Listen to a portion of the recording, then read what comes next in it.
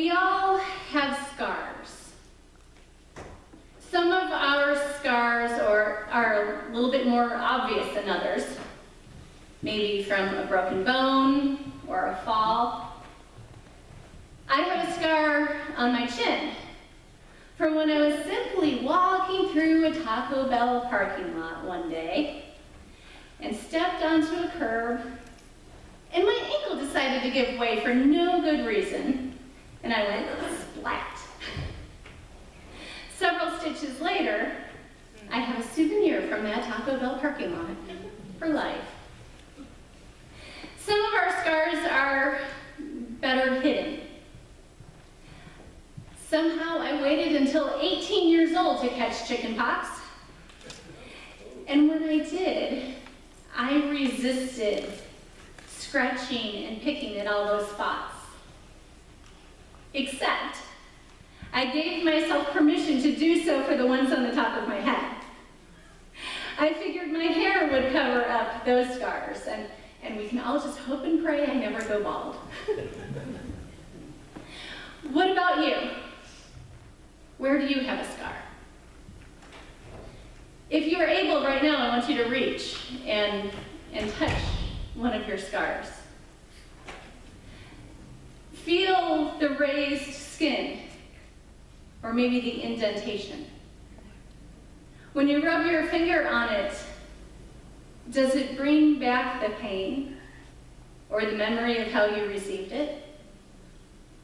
Is there still maybe a little sting just knowing that that part of your body, that patch of skin will never be perfect again? Or maybe is it a battle scar of sorts, where you have pride that you survived something? Years and years ago, there was a spin-off from the TV series Criminal Minds called Criminal Minds, Suspect Behavior. In one of the episodes, the perpetrator's teenage daughter had been confined her entire life to her house. She wore a blue mask that wrapped around her entire head, and you could just see her long brown hair flowing out. It had holes for her eyes, and a hole for her mouth, and then 2 little holes for her to breathe out of. Every mirror in the house had been removed because apparently when she was just a small child, her father had flown into a fit of rage and held her face too close to the stove. It was thought that her scars were hideous and would frighten anyone who might see her. Touch that scar once more. Imagine what it would be like if your entire face was covered with that scar. This girl, she was a slave to her scar. She never went out into the world. She never went to school. She didn't have friends. She could never play soccer or go to the park even. She just stayed hidden away in her little home where she felt safe from anyone who might point and laugh at her. I think sometimes our scars do that too. Maybe not the ones on the outside, but our inner scars. The ones that cut deepest. Maybe it was a teacher when you were a child who held up your artwork to the class as an example of what not to do. And you never painted or drew again. Or a coach who made it clear that you would be cut from the team, so you never tried out for that or any other team. Maybe as a youth you were bullied, or as an adult. Or you lost a job that you had had such confidence that you had security in. Maybe a parent told you that you would never amount to much. Or or significant other who you had entrusted with your heart told you that you weren't enough. Broken hearts and broken dreams, they leave scars. Those scars can bring with them the fear of failure that become one of the most motivating factors in not doing anything at all. Our fear enslaves us, it traps us, it debilitates us. Our fear from sinning or of being punished from sin, our fear of failing or being rejected.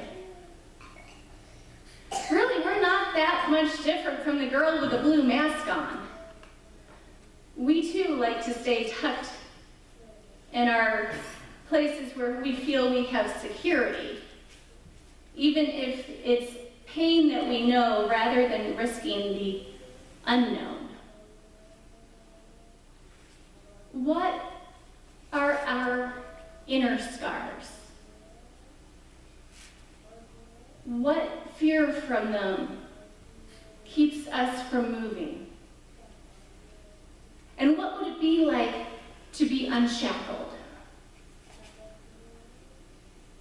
Well, I don't think that it's any accident that today, that this Reformation Sunday, we are given this portion of John's Gospel to read. Jesus is talking to those with him who are believing in him, and he's telling them that he can and will bring them freedom. But those listening are confused because when they start thinking about, well, how the Romans are occupying their land, and that's not good, but they're not slaves to the Romans. They can still come and go as they please. They can still go to the synagogue or to the temple. They can still go to the marketplace. They can marry. They can have celebrations. They can follow Jewish law. So what is Jesus talking about? And how does it have anything to do with them? And I think we who live here in this country that prides itself in being the land of the free, well, we might have those same questions. Is Jesus talking just about other people over there? Because here we have the freedom to choose whatever career path we desire. We have the freedom to vote. We have freedom of speech and freedom of the press, and the freedom to walk in the mall past hundreds of stores and choose who we want to give our business to. But Jesus isn't talking about that kind of freedom either. Jesus is telling those who are listening that we are free to not have to fear or hide from the truth. The truth about our sin, the truth about our failure, the truth about our scars that have enslaved us. We all have sinned and fall short. And there is nothing that any of us can do to make it right again. And we have scars from what we have done, and we have scars from what we have left undone. And we have scars from what has been done to us, and scars from what we have allowed to be done to others. When Martin Luther nailed those 95 theses to the castle church door in Wittenberg, he was rejecting the idea that we could liberate ourselves from our slavery, from our scars. Because there is no amount of money that we could give to buy indulgences or anything else to buy our freedom. There are no amount of relics that we could view that would help us to escape our entanglements. There's no amount of praying that we could do, no amount of service that we can do, nothing that we can do for ourselves. We need someone else to unshackle us. We need someone else to liberate us. In the very end of that episode of Criminal Minds, one of the FBI agents did for this teenage girl what she really could have done for herself all along, but she just wasn't able to. The agent very gingerly removed the blue mask. The girl was terrified of what would lie beneath. And the other agent stood there, stunned in disbelief when they looked at her. You see, whatever scars she might have had at one time were completely healed.